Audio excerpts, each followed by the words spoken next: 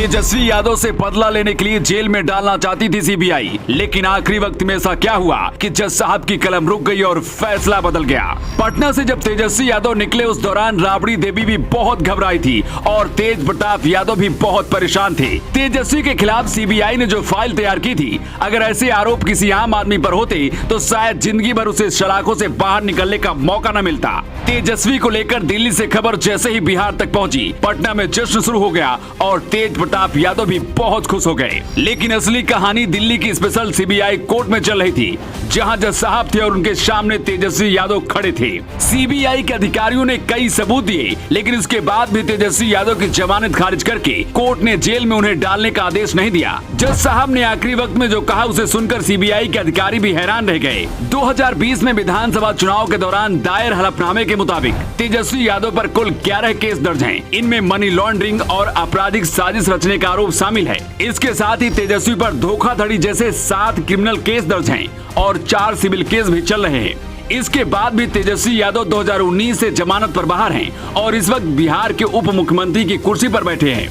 नौकरी के बदले जमीन लेने के मामले में भी केस दर्ज हुआ है, लेकिन IRCTC घोटाले में लालू यादव के साथ तेजस्वी और राबड़ी देवी की मुश्किलें बढ़ती जा रही हैं। सीबीआई अब तक कई लोगों की गिरफ्तारी कर चुकी है। तेजस्वी और राबड़ी देवी मुख्य आरोपी हैं। पिछले महीने जब सीबीआई बिहार में ताबड़तोड़ गिरफ्तारियां कर रही थी, उसी दौरान तेजस्वी यादव ने सीबीआई को धमकाया था। लेकिन तेजस्वी यादव शायद ये भूल चुके थे कि गलती उन्हीं पर भारी पड़ सकती है। इसके बाद बदला लेने के लिए सीबीआई ने दिल्ली की स्पेशल कोर्ट में एक याचिका दायर की और कहा कि तेजस्वी यादव की जमानत को खारिज करके उन्हें जेल में बंद कर दिया जाए। सीबीआई का आरोप है कि तेजस्वी यादव IRCTC घोटाले को छुपाने की कोशिश कर रहे हैं, उप मुख्यमंत्री की कुर्सी पर बैठकर अपने पद का दुरुपयोग कर रहे हैं। हर किसी को लग रहा था कि इतने गंभीर आरोपों के बाद तेजस्वी की जमानत खारिज हो जाएगी, लेकिन ऐसा हुआ नहीं। सबसे पहले कोर्ट ने तेजस्वी की सीबीआई को धमकी देने के लिए जमकर फटकार लगाई।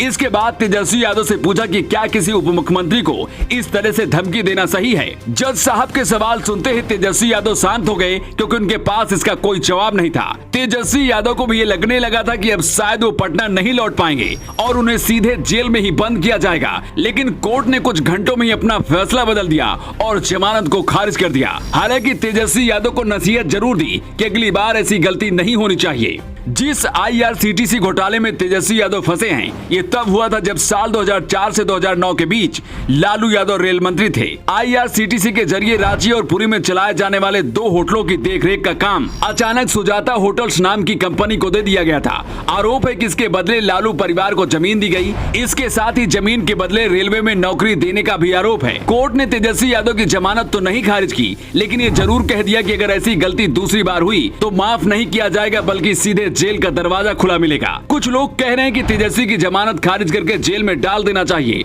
लेकिन आपको क्या लगता है? क्या तेजस्वी यादव की जमानत खारिज होनी चाहिए थी, या फिर दिल्ली की राउज एवेन्यू कोर्ट ने जो फैसला सुनाया वो सही है? आप अपना जवाब कमेंट बॉक्स में लिखकर हमें बता सकते हैं। Bureau report, new times.